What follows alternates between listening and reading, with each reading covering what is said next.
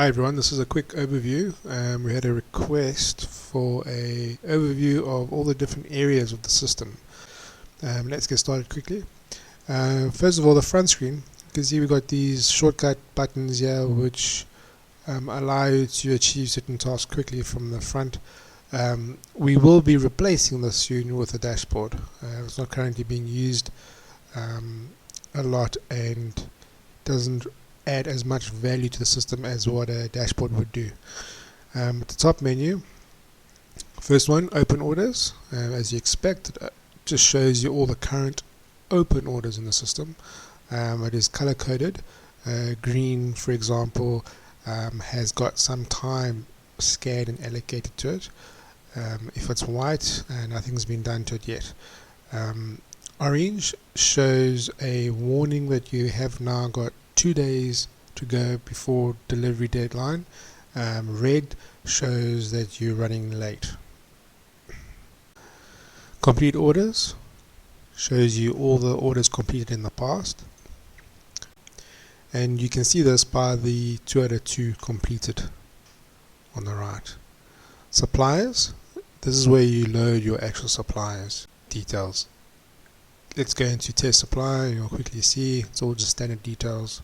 This is obviously selectable for the next section, which is purchase orders. This is where you load your actual purchase orders to send to your suppliers. This has a standard global section as well as a line item section.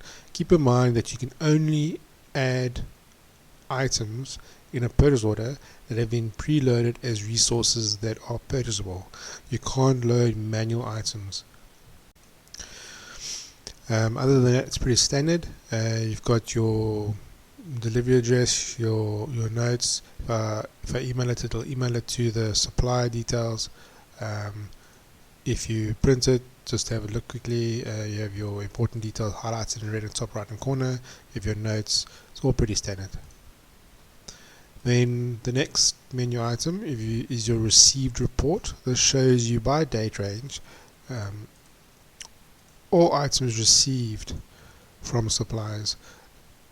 You can do it by supplier as well as all suppliers. Next on the list, received purchase orders. This is the screen that your inventory or stores manager will be looking at the most. When items arrive, you can go in here and press receive and receive items into storage from deliveries. In order to get a supplier purchase order onto the screen, you have to make sure that your purchase order has been marked as posted. That's it for suppliers. Resources, go to the bottom item. There's resource list. This is where you preload all your resources. Resources are anything that you can consume to add value to your product. So it can be machinery, it can be materials, it can be outsourced labor, it can be R&D, it can be anything that you can add to your product to add value. And when we refer to burning a resource, we mean consuming the resource. And if you consume a resource or burn it, you can't use the item that you've consumed again. Whether it's labor, we're talking about hours, you can't use the hours again. Whether it's materials, you can't use the units or liters again. That's what we mean by burning. Quickly go through the resources form very briefly. You have your item type, category, unit type. All these items you can click on add new and you can edit and add new and delete items or item types, for this example. On the right side is quite important. Do you ever manufacture this item? If you say yes, it will be available to add on your job cards. If you say no, it won't be. Do you ever outsource or purchase item? This will be available, if it's yes, to be added to a purchase order. And then the same thing goes here. Do you ever sell or quote this item?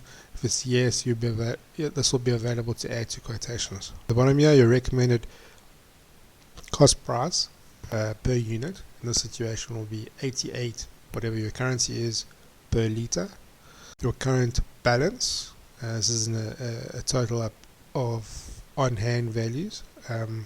Your available units per day, or machines, or even labor resources that have got certain amount of time per day. Low quantity level warning, as it says, You put in a value here, say for instance 10. When the system sees that it's 10, then it'll give you a warning that you need to now purchase more. Set storage area. This is to set where you want to store the specific resource. But just briefly to show you, currently there's 2 areas that you can store this item in. Currently you can see that there's 0.5 liters of this resource in that storage area, and there are none in that storage area. But you can also see that the capacity for that storage area for this resource is 10 liters. So we can't store more than 10 liters in that area, and the system will warn you and not allow you to go over capacity. But to read this area, just briefly, what it says is it's in the Johannesburg branch. It's in zone A on shelf 2. Now how we work this out is there's main Joburg, there's the code for it, zone A, ZA is the code for it, and shelf, when you select which shelf, and now we can add that, and now it's got 3 possible storage areas with this one of a capacity of, let's say, 1,000 liters. That's how it works. I can delete it because there's nothing assigned to it. I can't delete this one because there's still quantities of resource in that area. At the bottom is just notes for this resource. Okay, let's continue. The resources, under resources you got next is the release transfers. If you have a transfer request, it will allow you to release the transfer. The system works as a request, transfer, release and receive process. There's 3 steps to it. You have to request the transfer, you have to release the transfer, and you have to accept the transfer. This allows tracking of all 3 components, all 3 stages of when resources move from one area to another. Your resource inventory report, this basically tells you what's in stock in the different storage areas. If I go here, you'll see I've only got 1 branch currently loaded on this demo data. If I click on there and say view all balances, it'll now give me all balances that's currently stored in the main Joburg branch. But if I now go, say for instance zone A alone, then view all balances, it'll only show me now everything that's in zone A in the main Joburg branch. And the same thing goes with shelf. I go and choose which shelf I want. View all balances, nothing in that shelf 3. You'll see there's something in that shelf in that zone A on that main Joburg branch. Let's continue. Burn resources is quite important. This is where your storage manager would then release and burn resources to specific job cards. For instance, I can go and choose now job card 3, and it'll load all the planned resources that were planned. So this, the manager said that we'll probably be needing 5 keyboards, and we'll need it for cutting process, and currently we have 6 on hand, so we have got enough to do that. Now I click on burn, it'll pop up, it'll automatically select the process we're working with. The job card obviously in order is pre-selected at the top, and we choose which staff member is actually requesting this thing. So Bob Smith is requesting it, and we can then choose from which resource area we need, and we can see that we've got 6, we need 5, but we need to go 2 from there and 3 from there. So we'll burn 2 from there, and it's now giving me a warning that we don't have enough to complete the whole thing, and we need to now do 3 from there as well. Oh, I forgot to do the staff member. Okay, so now we can see we've used up 5 for that. Let's continue. Transfer resources. This is where you generate your transfer requests, and then your resource storage areas. This is where you build and manage and design your different storage areas and your labels. Clients, you got your quotation stage pipeline, your quotations, and your client list. Let's go into client list quickly. This is where you load your clients. This list would generally become quite large. You have all your general information. The important field here would be your email address if you want to email quotations directly from the system. Quotations, very similar to your supplier purchase order, but in quotations, and here you can then load your important details, any notes, load your line items. Unlike purchase orders, you can load manual entries into quotes, and you can email directly from the system to your client, as previously said. The other big difference is at the bottom here, you can append PDF documents to your quote. You upload them first of all to your document repository. You can then select the repository that you want to attach to the quotation, and then when you print the quotation or email the quotation, it will automatically append this PDF to the back or to the end of the quotation document. Top right hand corner, you've got your quotation stage. This is going to come in handy with the pipeline reports. You can select what stage the deal or quotation is currently at. This can constantly be updated. Sales rep, you can choose who your sales rep. This will become important with the human resources and the sales reporting coming soon. Display default terms and conditions, yes, no. Terms and conditions that are loaded in your company settings will be displayed at the bottom of the quotation if this is yes. Show authorized signature section. This shows a little area at the bottom where you can ask the client to sign and put in a date.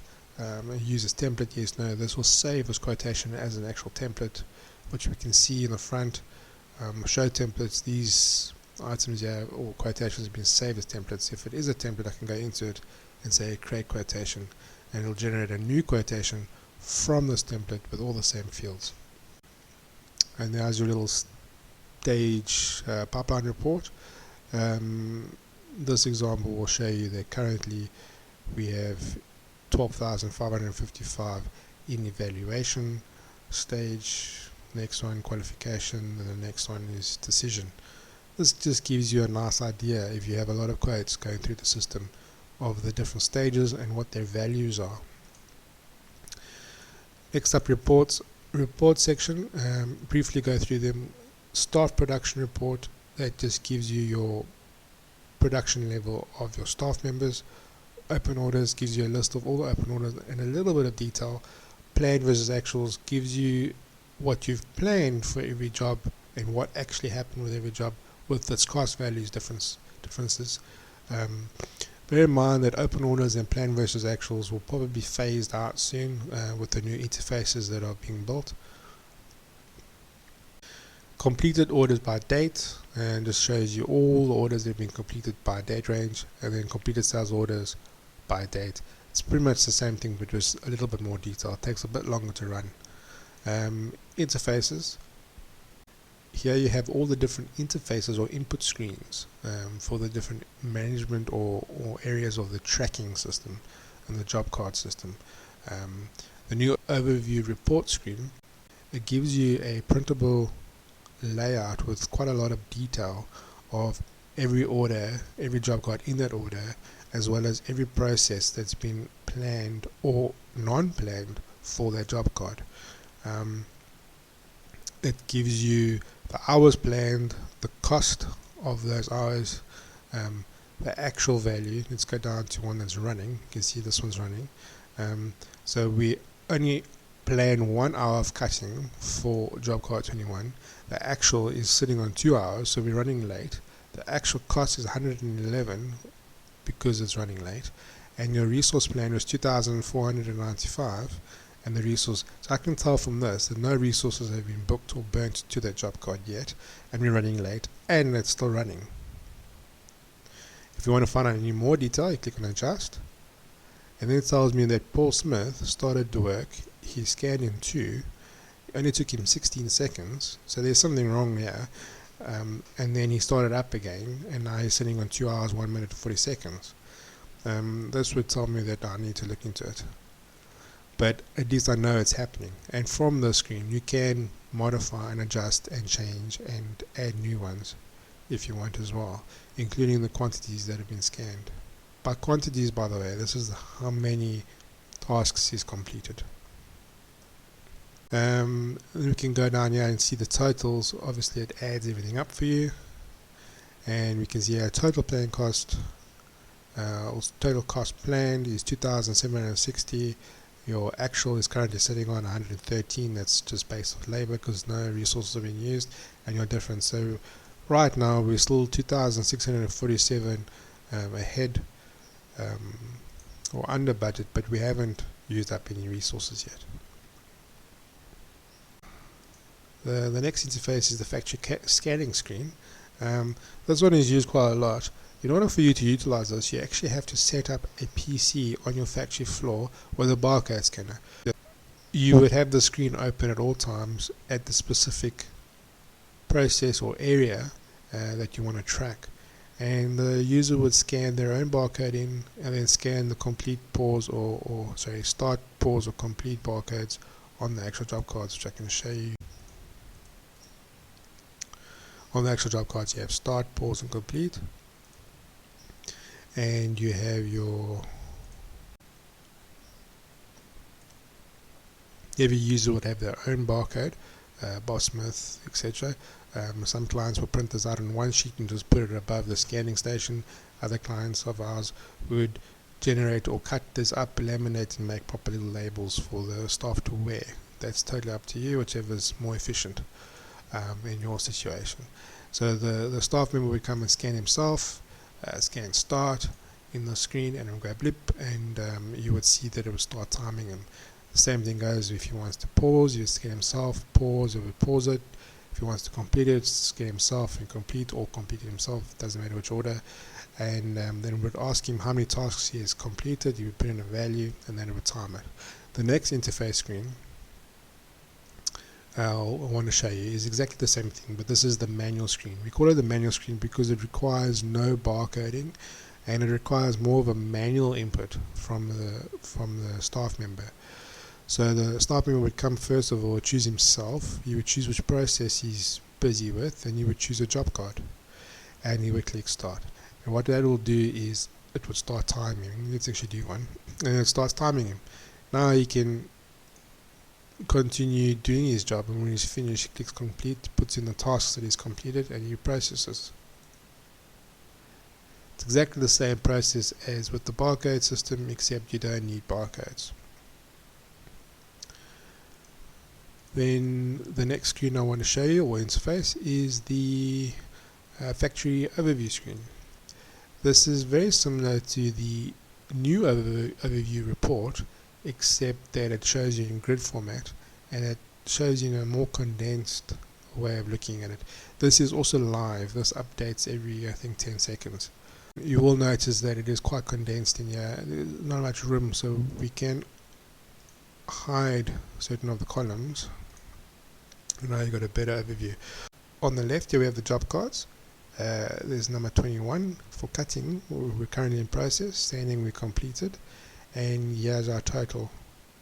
If you want to get into more detail, double click. This opens up a history of what's happened, resource manager, which gives you your planned resources, your non-planned resources and history, and then your total time versus costs for your total order, your total job card and per process.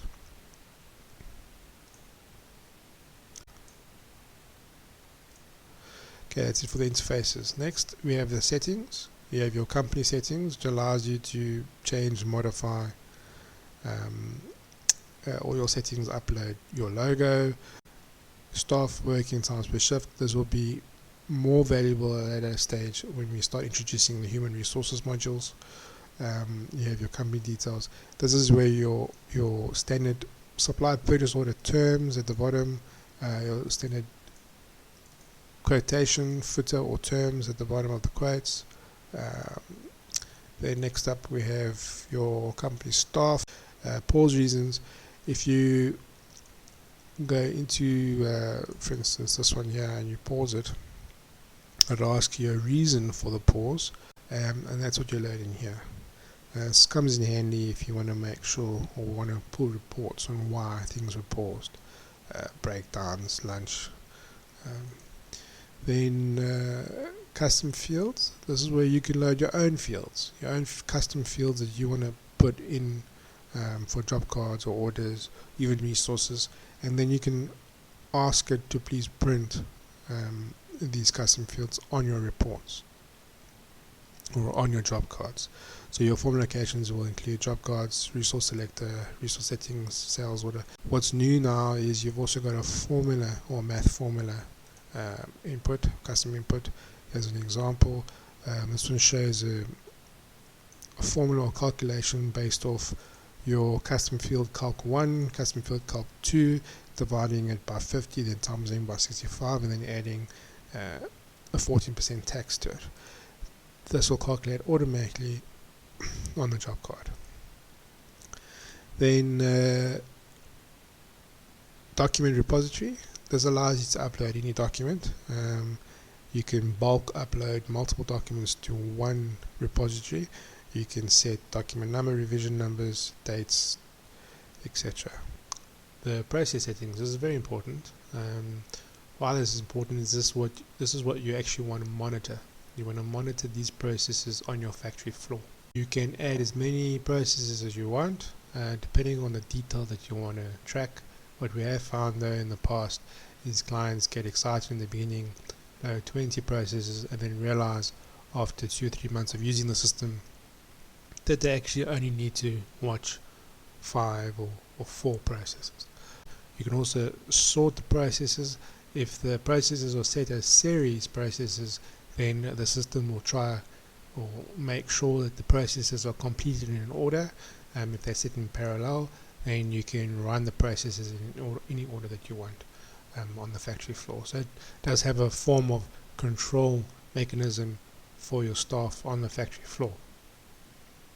And then lastly, here you set the value per hour for each process.